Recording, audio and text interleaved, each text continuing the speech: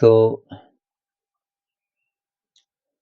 आज 2-3 चीज़ों के बारे में मैं बोलूँगा और उनको आपस में रिलेट करेंगे। एक तो बार-बार ये सवाल आता है एनलाइटनमेंट का, बहुत सारे कमेंट्स में कि ये क्या है? मतलब आपका क्या विचार है? इत्यादि।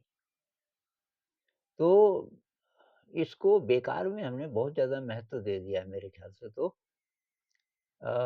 मैं इसकी एक प्रैक्टिकल परिभाषा बताता हूँ जो मैं सोचता हूँ।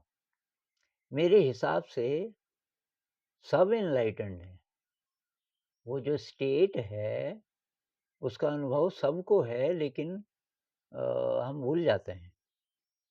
तो अब मैं बताता हूँ, अगर हम बोलें कि स्पेस और टाइम के परे की अनुभूति, तो मेरे ख़्याल से वो बच्चे को बहुत ज़्यादा होती है। बच्चा जो अभी भाषा नहीं सीखा, वो लगभग वैसी स्टेट में होता है। तो लेकिन अब जैसे ही हम बड़े होते हैं, हम भूल जाते हैं। कोई-कोई बोलते हैं कि बचपन की जो दुनिया थी वो बहुत विचित्र थी। एक विलियम वर्ड्सवर्थ है, वो कहता है कि trailing clouds of glory do we come, हम स्वर्ग से आते हैं और बहुत ज़्यादा दिव्य, इसीलिए बचपन की जो दुनिया है उसकी जो याद आती है हमें, तो दिव्यता की याद आती है। अगर बचपन में कोई मतलब बहुत बुरी हालत में ना गुज़रा हो किसी का, तो वो हम भूल जाते हैं। अब जो साधक हैं, साधक नहीं भी हैं, ऐसे अनुभव साइकोलॉजिस्ट भी कहते हैं, ऐसे अनुभव कि बहुत बार होते हैं, पर वो स्प्लिट सेकंड के लिए होते हैं, हमें याद नहीं रहते। साधना में जो लोग मेडिटेशन करते हैं, उनको बहुत बार ये अनुभव होते हैं कि स्पेस और टाइम से परे मतलब मेमोरी खत्म हो गई, लेकिन वो बहुत कम देर के लिए होते हैं और उनको अचानक लगता है कि ये क्या था? ये नींद तो नहीं थी। अब किसी को ज़रा लंबा हो गया वो एक्सपीरियंस, किसी को और लंबा हो गया, अब उसने बोला मैं एनलाइटेंड हो गया जी और लोगों ने भी मान लिया और बस उसको बढ़ावा देने लगे तो उसकी तो यात्रा रुक जाएगी। भई तुझे स्पेस टाइम के परे की जो अनुभूति हुई, वो मतलब थी तो विचित्र अगर लंबे-लंबे टाइम तक हो गई। लंबा टाइम मतलब किसी को आधा मिनट भी हो गया, वो काफ़ी लंबा है। लेकिन उसका फ़ायदा उठाना चाहिए ना कि भई मैं अब अ, अपने आप को ठीक करूँ, अपने नेगेटिव इमोशंस को दूर करूँ। जो कहानियाँ हैं दुर्वासा ऋषि वगैरह, ये तो सुपर एनलाइटेंड थे, इनके अंदर बहुत सिद्धियाँ थी, लेकिन अभिशाप दे देते थे, क्योंकि इन्होंने काम नहीं किया नेगेटिव इमोशन के साथ। मान लिया कि मैं सुपर एनलाइटेंड हूँ, क्योंकि सिद्धि भी आ गई। तो हमें इसकी बजाय कि एनलाइटनमेंट क्या है और कौन नहीं है, ध्यान इस पे देना चाहिए कि हम शुद्ध कैसे करें अपने को, नेगेटिव इमोशन पे कैसे काम करें इत्यादि। तो मेरी ये अप्रोच है। अ, और मेरे लिए जो कमेंट्स आते हैं, कुछ-कुछ लोग पता नहीं किस आकाश में हैं। एक कमेंट आया अभी कुछ दिन पहले अ, कि मेरे अंदर कोई भगवान नहीं है, कोई ब्रह्म नहीं है, लेकिन एक शून्य है, एक एम्प्टीनेस है, जिसकी शक्ति बहुत विराट है और मुझे उसका अनुभव होता रहता है। तो जिसको बुद्ध बोलते हैं, बुद्धिज़्म में शून्यता बोलते हैं। तो ये जो आदमी है, तो ये तो पता नहीं किस आकाश में है, लेकिन वो छुपे हुए हैं। ये मतलब जिन अपनी शक्ति को ये फालतू बताना नहीं चाहिए क्योंकि लोग डिस्ट्रैक्ट हो जाते हैं। अब हम बातचीत कर रहे हैं तो इसमें ये भी आ रहा है, लेकिन हम अगर किसी को ये अनुभव है, बहुत लोगों को होगा। ये वीडियो जितने लोग देख रहे हैं इनमें से पता नहीं कितने होंगे एनलाइटेंड। अब वो उनको मालूम है कि इसके बारे में बोलना नहीं है क्योंकि लोग फिर समझते नहीं ना, कुछ का कुछ समझ जाते हैं। तो ये, अगर ऐसी अनुभूति किसी को है, तो उसका उपयोग करो। आपको पता चला कि है कुछ, तो वहाँ तो आप जाएँगे ही लेकिन अपने को ठीक करना है नेगेटिव इमोशन को। अच्छा, अब एक चीज़ और बहुत लोग बोलते हैं कि अपने बारे में कुछ और बताइए। तो अब वैसे तो हर इंसान ऐसे घटनाएँ सब लिखने लगे तो नॉवल बन जाएगा 400-500 पेज का। उसको तो कोई फ़ायदा नहीं है।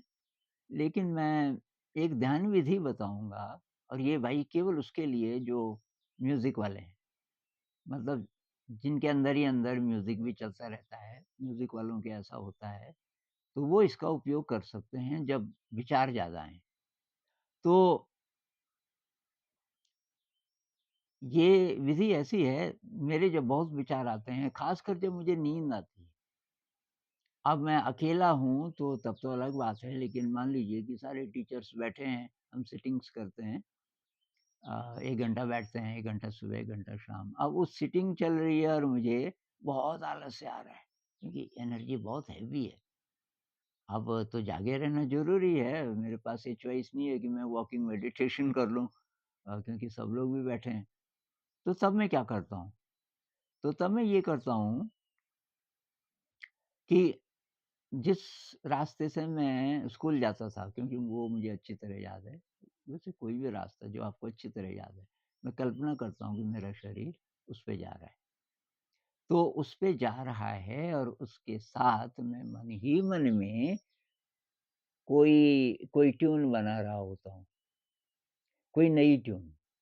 तो जैसे मान लीजिए कि मैं सरगम से या बिना सरगम के भी कोई ट्यून गुनगुनाने लग जाता हूँ, जो कि पहले से नहीं मेरे को पता।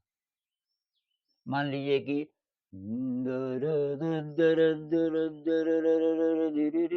मन ही मन में अब इस समय मैं उस रास्ते के ऊपर हूँ, स्कूल जाने वाले रास्ते के ऊपर हूँ, रास्ते को बहुत ध्यान से देख रहा हूँ, शरीर को महसूस कर रहा हूँ, शरीर आगे बढ़ रहा है और मैं ये गा भी रहा हूँ और ये ट्यून मैं बना रहा हूँ इस समय, तो माइंड अलर्ट हो जाता है। अब और मुश्किल करना हो मुझे अपने लिए, तो तब मैं सरगम में करने लगता हूँ इसको। सरगम में तो तब और मुश्किल हो जाता है। तो पहले सिंपल जैसे सा सा रे ग म प ध नि ध सा नि ध प म ग रे सा। अब ये तो पुराना ही है, तो इससे कुछ नया क्रिएट करता हूँ मैं और साथ-साथ शरीर को महसूस करता हूँ, रास्ते पे आगे बढ़ता रहता हूँ।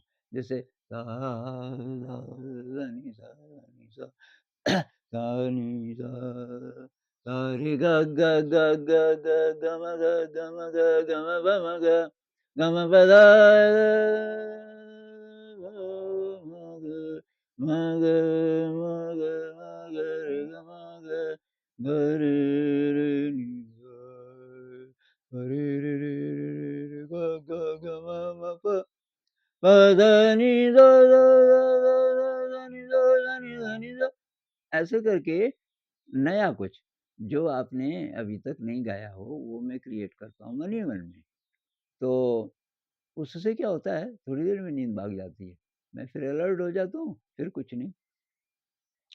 फिर तो आजकल मैं साँस भी नहीं, बस शरीर को महसूस करता हूँ और शरीर के चारों तरफ जैसे कोई एनर्जी का गोला है और उसके अंदर मैं बैठा हूँ, तो उसको भी महसूस करता हूँ। शरीर के अलावा जो शरीर के चारों तरफ जो स्पेस है ज़्यादातर। तो ये मैं एक शेयर करना चाहता था कि ये म्यूज़िक वाली टेक्नीक और बहुत बार मैं वैसे ही जैसे चल रहा हूँ और फिर भी विचार आ रहे हैं, तो चलते-चलते भी कोई ट्यून बनाने लगता हूँ। तो ये आप ट्राई कर सकते हैं। जो लोग ये संगीत वाले नहीं हैं, खुद क्रिएट नहीं कर सकते, वैसे तो ट्राई करना और ये इंस्ट्रूमेंटल भी हो सकता है। तो बहुत बार मैं क्या करता हूँ कि कोई इंस्ट्रूमेंट मन ही मन में उसका संगीत कल्पना करने लगता हूँ नया, जैसे सितार बज रहा है, अब उसके साथ तबला भी बज रहा है सितार और तबला। तो इस तरीके के एक्सपेरिमेंट संगीत वाले मेरी बात समझ रहे होंगे। अब जो बोलते हैं कि भाई ये क्रिएट तो हम नहीं कर सकते, हम क्या करें? कोई गाना गुनगुनाने लग जाओ, जो गाना आपको अच्छे तरीके से आता हो, वो गुनगुनाने लग जाओ। दूसरी बात एक्सप्लोर करें तो हर इंसान के अंदर होता है संगीत और ये हम इसका यूज़ कर सकते हैं। तो ये मैं थोड़ा-सा मैं शेयर करना चाह रहा था आपके साथ अ, कि इस तरीके से आप नई-नई ध्यान विधियाँ अपने लिए बना सकते हैं।